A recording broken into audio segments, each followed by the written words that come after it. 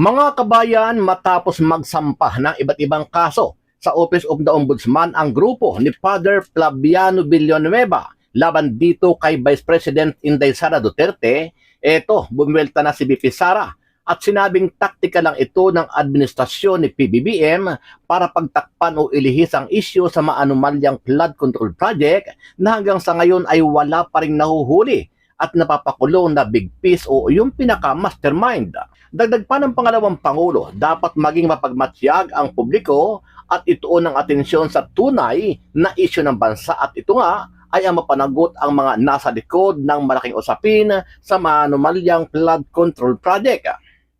At hindi kayo, and then you know how to discern ano yung paninira at ano yung katotohanan. And for that, I am truly blessed. And as I said, I thank you on behalf as well of all my colleagues in the Office of the Vice President. Dahil isa lang naman ako ako lang yung mukha ng Office of the Vice President. Samantala, nagbigay naman ng pahayag si Atty. Harry Roque, ang dating legal advisor at spokesperson ni dating Pangulong Duterte. Ayon kay Roque, para di umano ay i-brainwash ang taong bayan kung saan ay ipinaparating nito na hindi titigil ang kanyang administrasyon sa paghahanap ng mga akusado para mapanagot sa ginawa nilang pagnanakaw sa kaban ng bayan.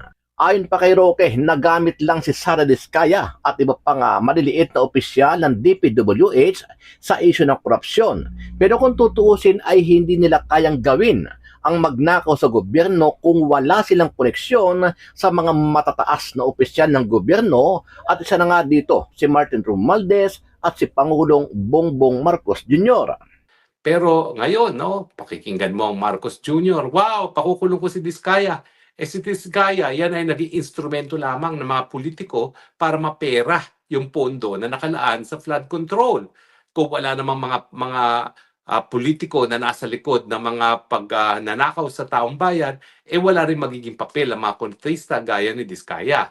Di ko sinasabi na wala silang pananagutan. Meron talagang pananagutan. No? Pero kung hindi din dahil sa kanilang mga sinisiwalat, hindi natin malalaman kung sino talaga ang tunay na mastermind sa likod ng pagnanakaw sa bayan.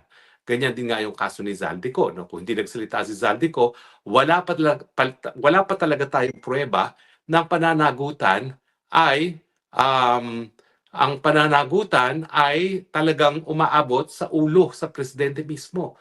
Ano ang masasabi mo dito, kabayan?